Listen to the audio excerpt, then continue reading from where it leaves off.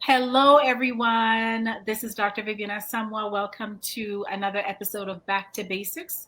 If you're watching this, it's probably because you are part of the Natural Gut Relief family tribe, Natural Gut Relief tribe. Guys, I haven't been on here for a while, so it's really good to see everyone. And today we have a special guest, and I am really excited about this. So this is fantastic.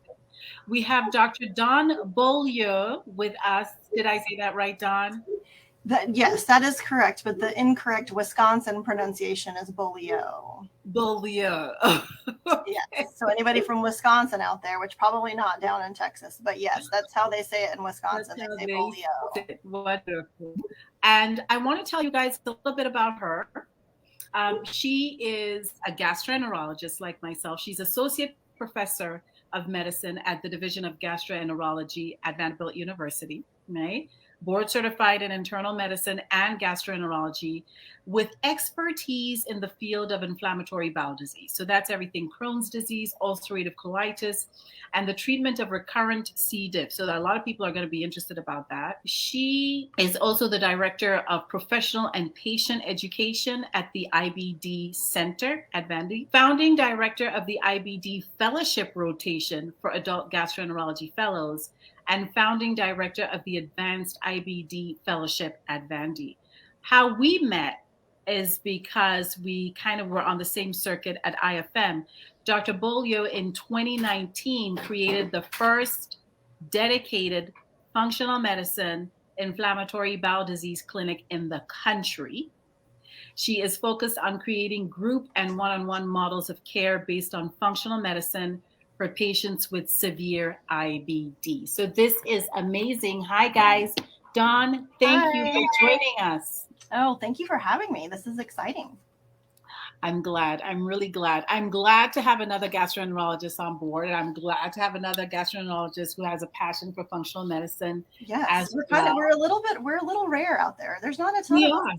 We are. But this is great because I think what we try to do is blend the best of both worlds, right? It's never just functional and holistic and never just conventional, but how can we really put the best of both worlds together and optimize patient care?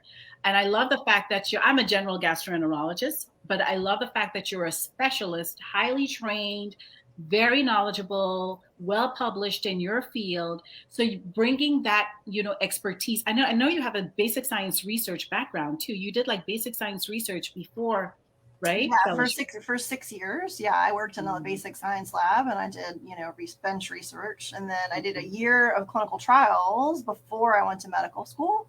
So I was kind of exposed to that clinical trial world and learned a little bit about that from the coordinator point of view. And now I have multiple pharmaceutical trials and investigator-initiated trials that I do in addition to taking care of patients at our IBD center. That's awesome. So you are a busy lady. Yes, some days busier than others, but yes. But, I love it. That's awesome. So tell us about functional medicine. How did you get into that? Coming from this basic science research world, how did you even get into that kind of medicine? Right. Yeah. So growing up as a baby doctor, when I was in med school and in residency and fellowship, I didn't even know what functional medicine was. Like, it just wasn't a thing for where I was trained. And it was probably maybe around 2015, 2016. I'd been in practice for 5 or 6 years, and inflammatory bowel disease has come a long way in the past 15 years. Like, when I first started training, we had one drug called Remicade. That's all you had, and you either got better or you didn't, and you needed to go to surgery. Now we have many more drugs, and despite all the drugs that we have, my patients were still not feeling better. So they were either they were on a medication, they were compliant, and then they just were still feeling terrible. Like, they were still having diarrhea, they were still having abdominal pain. And then I also had patients who had tried every medication and still were not getting better. And then we ran out of options. And so what are we going to do? And so that kind of got me looking into what am I missing, or what else could I learn? And that's when I found the Institute of Functional Medicine, which is IFM, where we met on the faculty panel. And that's when I learned about what functional medicine was. And when I read about it and learned about it, I was like, this seems amazing. Like, this is what every gastroenterologist needs to know. Like, this is the core of how we can make patients feel better. So I went through the program, I got certified and learned everything that I could and talked to as many people as I could, and then brought those concepts of functional medicine to our patients. So I work at a multidisciplinary inflammatory bowel disease center at Vanderbilt. I'm very lucky. We already had like social workers and a psychologist to kind of help take care of patients and a dietitian. So this was kind of like a natural evolution to what we were already doing. But we created these group programs based on, functional medicine. And I found by going through all the steps and teaching patients lifestyle modifications, like completing an elimination diet, trying to find patients' triggers, like really working through that 5R program, patients were feeling better. Like they're getting better. Like if they had fatigue, like the fatigue was better. If they were having diarrhea, like the diarrhea got better. The joint pain got better. The patients that were struggling with weight, lost weight. And it was every single person that's gone through the program has had a positive outcome, which is amazing because there's nothing else out there where every single person, something gets better. And everybody has different goals when they go into it. But so we started out with group programs, and then now I have a PA who's certified in functional medicine through IFM. So we do one-on-ones. I have a dietitian now who's got her master's in functional nutrition. So we're kind of like a team all together trying to work with patients. And, some patients just need an elimination diet. Some patients can't handle an elimination diet because they're so sick. But we'll use all the different concepts of functional medicine to try to get patients feeling better and kind of like create that balance that they need. That's amazing. So you've seen excellent results. And I think you're actually looking at some outcomes data, right? You're tracking and trying to publish to show the benefit, right, of using this approach. Yeah. So we had a poster a couple years ago at this big GI conference called the American College of Gastroenterology. And so we shared our results of all the patients that went through group, and they all improved in their healthcare quality of life. We do something called the MSQ. Do you do MSQ with your patients? Yeah, we do the MSQ as well. Yeah. So I was tracking their MSQ from the beginning till the end, and literally every organ system was improving. Their depression scores were getting better. Their sleep scores were getting better. So I'm always having them fill out surveys, and they're just but I'm like, you need this. You need the data. You need the data. I need it. But then also it's helpful because at the end of we do every 2 weeks for 5 weeks. So a 10 week session. I show them their scores. I graph them out for them. I print them out in color and hand each one out there. I call them their functional medicine report card.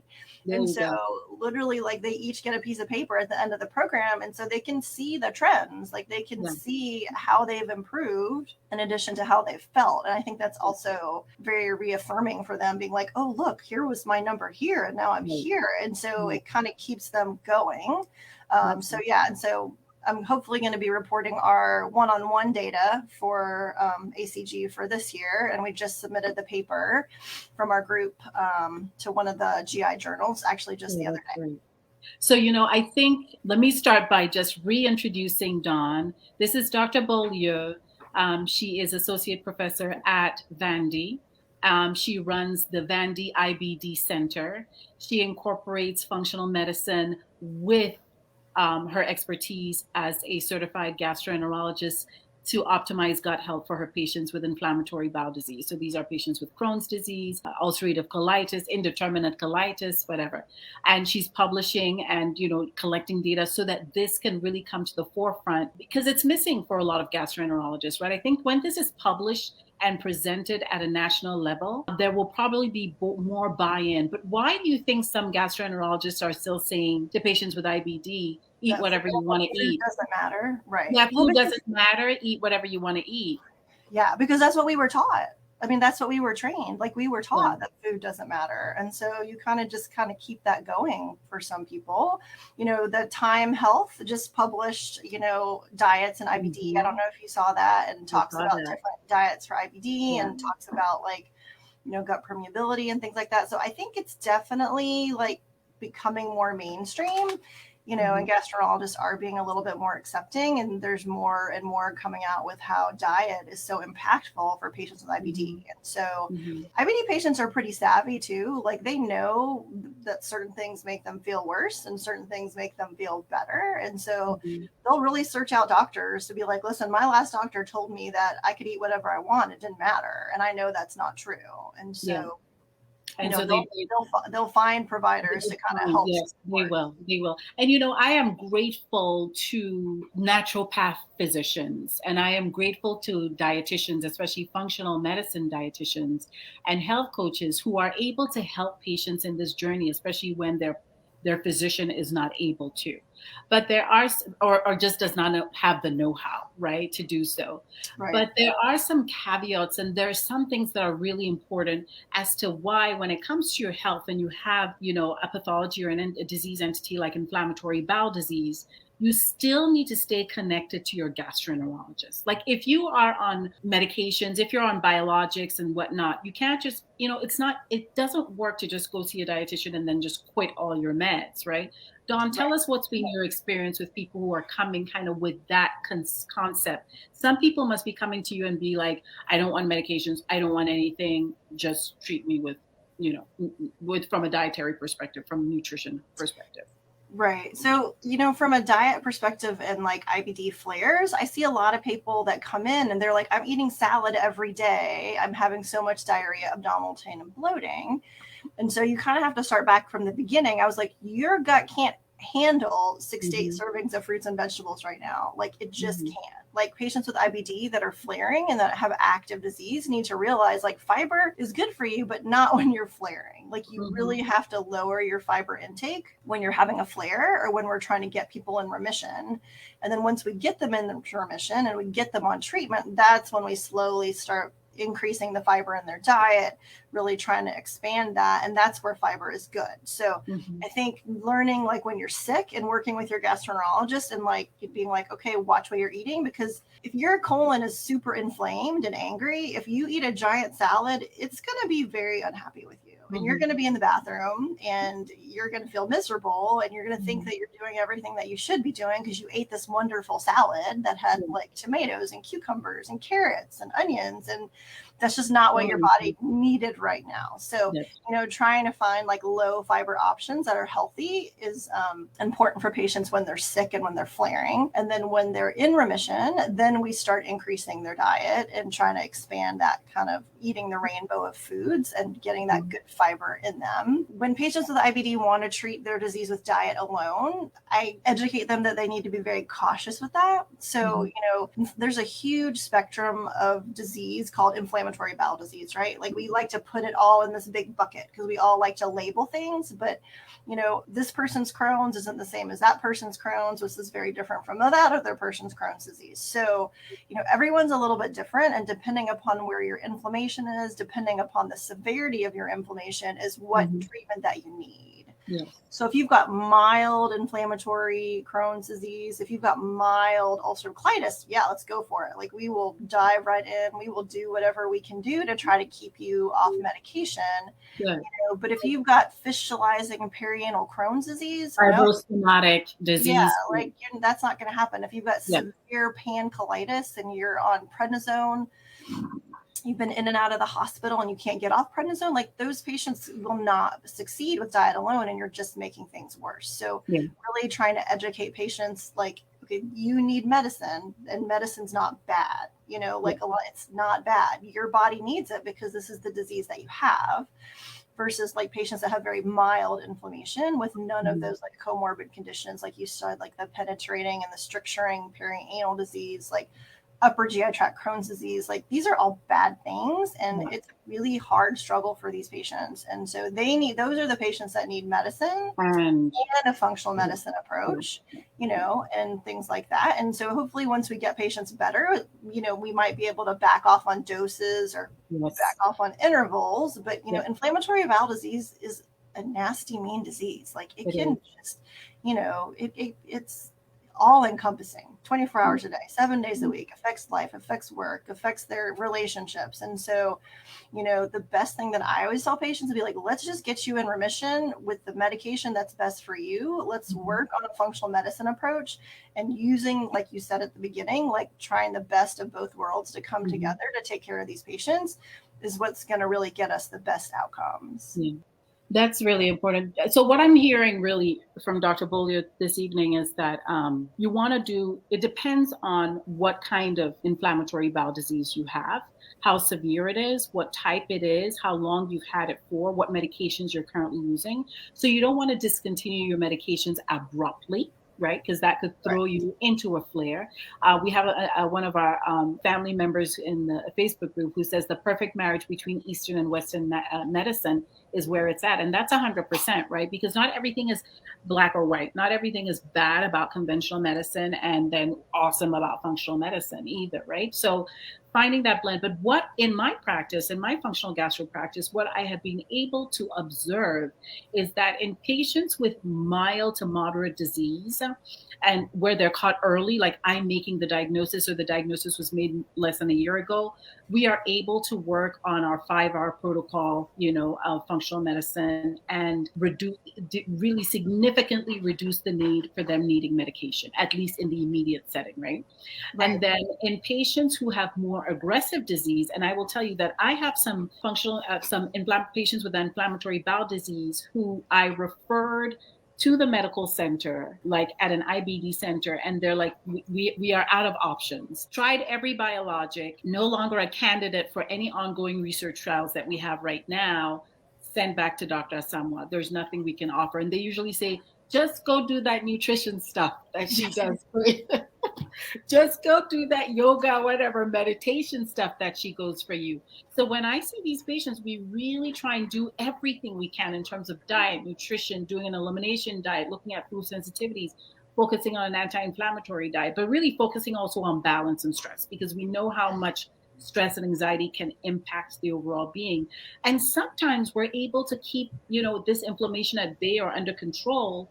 But what I've also seen is that a lot of times we're able to avoid them going to another biologic, like just doing that immediate switch. Mm-hmm. When you bring in the nutrition component and you really have them look at all facets of lifestyle, and the diet component, they get better. Or you treat an underlying SIBO that nobody knew they had, right? Right. Or Yes. you identify something else that nobody, you see they get better and they're able to stay on that biologic instead of escalating, to Right. something. Jumping around. Right. Yeah. I mean, there's such a huge brain gut interaction, especially with IBD, like the stress is a trigger, sleep is a trigger, lack of sleep, it's really focus. We don't, as a general gastroenterologist, even as like an IBD center, like we do a little bit about like psychology and social, social work kind of stuff. But in the functional medicine approach, you really literally, we do a deep dive into those, like, the base of our functional medicine tree. When we're educating on sleep, we're educating on stress, we're teaching them tools. Whereas like they may know that stress triggers them, but they don't know what to do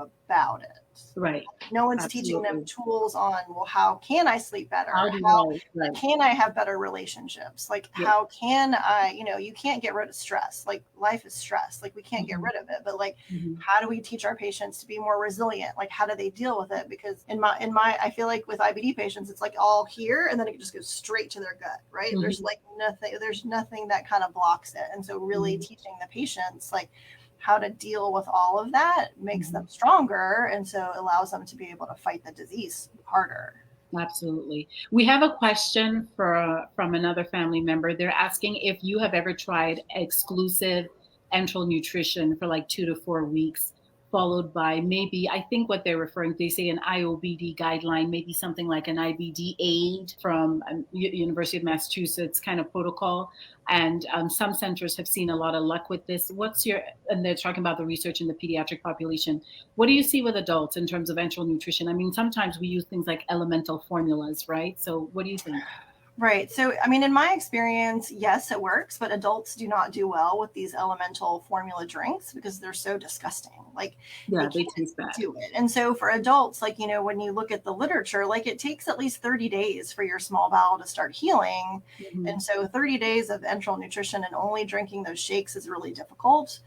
We do a lot of like TPN. So that's where like we feed them through the vein and then they can't eat or drink for 30 days. But a lot of times that's a bridge to surgery or a bridge to getting another biologic started because those patients are really, really sick. The really motivated patients patients like you're talking about that will just do the enteral feeding and then just go to other diet, typically those aren't the patients that I see. Like I work at a tertiary care center, so I get referrals from gastroenterologists that are like, I don't know what to do with this.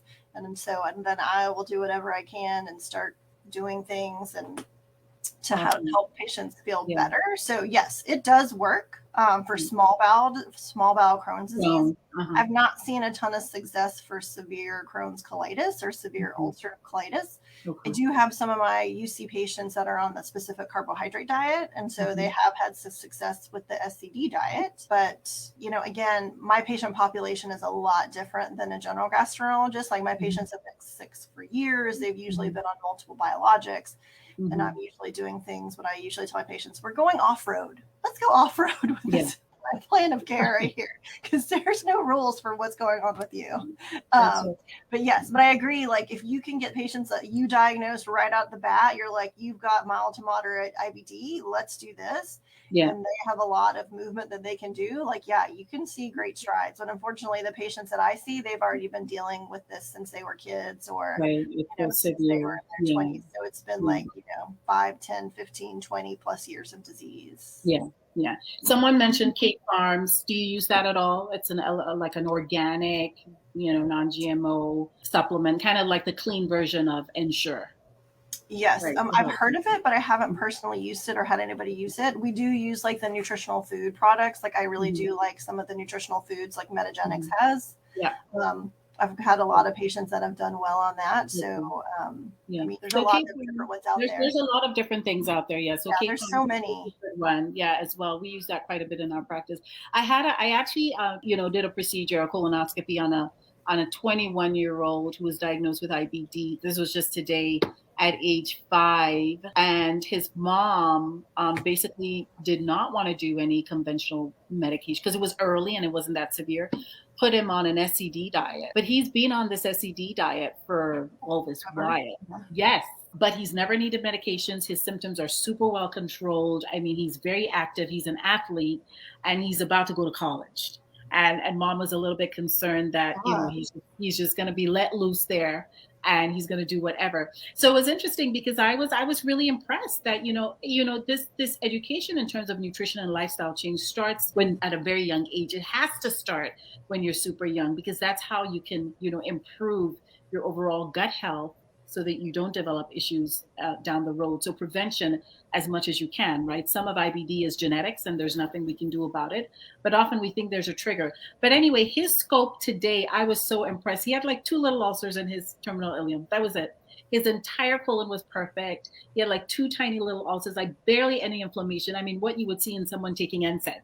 Right, and has a tiny bit of ileitis, and he was great. So, I mean, that proved to the pudding that he could have been started on a biologic at a very young age or some kind of immunosuppressive therapy, but he actually did just as well on an SCD diet, albeit a bit restrictive. So I'm trying to get mom to incorporate some other foods. Right. That's the only tricky thing, because I do find patients that it's how restrictive it is and they don't get enough calories and they don't get the nutrition that they need because then they just start eating this is all they'll eat. They won't eat anything else. And then that becomes like a problem in itself. That's a problem in itself. Yeah, that avoidance restrictive disorder. But that's impressive that he went through. I mean, it's hard for those. Yeah. I don't know. I mean, go through very impressive. But I think this is kind of I think a big plus with functional medicine is the component of prevention. Start early, start working on these things instead of waiting for disease to settle in and then you're sort of backtracking as to what can I do now. If you catch it early and start addressing things early, I think it's really helpful. So give us some top tips before we leave, because I know you're also super busy and you see my face. I think I need to go to bed. It's been long days for both of us, right? Like long days of seeing patients and doing colonoscopies and taking out polyps and all that stuff. I know. In terms of, to give us some recs in terms of supplements, your go-to supplements, safe supplements for patients with IBD from an anti-inflammatory perspective, and then your go-to foods, like what would you recommend? We've been talking about anti-inflammatory diets this week, leaning more towards kind of like a Mediterranean diet for patients. But what are some of the recommendations you give in terms of nutrition for patients with IBD? Not in a flare, in remission, just sustain. Right. So for a patient who's in remission and not in a flare, like we try to go through the 5 Rs. And so we'll have them go through elimination diet because I feel like the knowledge that they get from that is huge. So, that's the building block of where I start for any patient that really can do it. And I tell them like, I did it just to see what it was like. And it's really, really hard, but you can do anything for 6 weeks. So let's just do it because that's the only way that you're going to figure out like what's bothering you. Do you have any triggers, how to eliminate that, and then how to incorporate other foods into your diet. So from a nutrition standpoint, really starting there and then just reminding there are so many IBD patients that eat a lot of processed food and, fast food because it's easy on your gut, right? Like you don't have to digest it. And so they get used to eating McDonald's, they get used to eating like sandwiches, and I'm nothing against McDonald's, but, just really foods that's not whole. So, really just be like, for a lot of times for patients, I'm like, baby steps. I'm like, just drink water, put down the Mountain Dew because I live in the South. Like, put down the Mountain Dew, stop driving through. You got to fix your food at home, eat whole. I don't care what you eat, but eat real food. Yeah. Because I find, especially in patients that are really sick, if you ask too much of them, it's just, you can't do it. Right. Like you're so overwhelming with your disease. So like, let's just start off with just eating real food. And so that would be one of my biggest tips is just start there. Simple. And then search out search out providers like yourself that can kind of like help them through the journey to take it to the next step, right? Like don't do this by yourself. Like you have to work with a physician or a dietitian to kind of navigate this because you got to make sure that you're getting enough calories. You have to make sure that you're getting all the nutrition. And it's not easy. Like it's hard. So really finding someone, a provider that you partner with that can be there on your team to get you through from a nutrition aspect. That's really what we do with our patients. From a supplement standpoint, I'm a big believer in, we all say that, right? You can't out supplement a bad diet, right? So I know, absolutely. You can't have a burger in one hand and a probiotic in the other hand, right? Like, yes. As I eat my bowl of ice cream and take my probiotics. Right. I'm guilty of that sometimes, but so I don't, for my patients, if we can't get past the nutrition part, like we don't even get to the supplement part.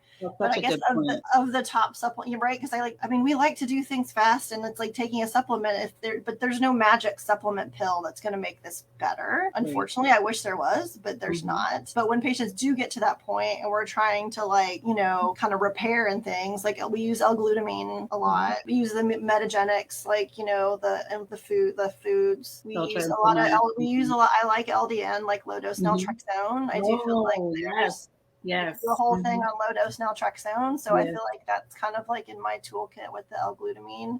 There's a lot of good data like on turmeric and how that's a good anti-inflammatory. So we try to work on getting, turmeric, and then really just kind of focusing on each patient because again, every IBD patient is so different. It's not like, oh, here's your 5 supplements, and if you take this, you'll be better. It's just not, not that easy. And so, but really just, and just the basics, make sure their B12 is okay. Or is their iron normal? You would be surprised at how many gastroenterologists do not check people's iron and their B12. I know, and their vitamin D's and their B12.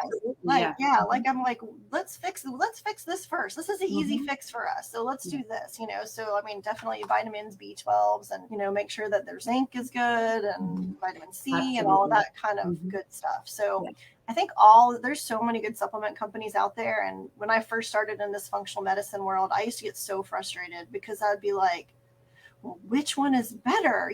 Because in traditional medicine, they're like, this is the medicine you use for hypertension. This is the medicine you use. And then I'm like, you just gave me 25 things for hypertension. How am I supposed to figure out what to do with this? And I would get so frustrated. And I'd ask to be like, well, which L-glutamine do you use? And they would say, oh, I use X and X. Well, which L-glutamine? So I'm like 5 years later, I was like, I think they're all of the supplements have something good about them. Right. They all come in like so many different price points. But again, like got to work from the base up. Like if you don't fix your nutrition and if you don't address the base of your tree, which is stress, relationships, exercise, sleep, like if you don't make these better, nothing that anyone gives you or anything that you take, and you could spend hundreds of dollars online for all these supplements, it's not going to be worth it. And so the things that you can fix that can make the biggest impact are all free and in your control. This is not a doctor that has to do for you or seeing the right, he didn't tell me this or whatever. They are all in your control, in your hands. Yeah. Right. So Dawn, this has been great. Tell me, I have one question for you. I'm trying to formulate a question. What do you do to achieve balance in your life? What do you do in the super busy schedule and seeing all these very complicated IBD patients? How do you get to that place of Zen?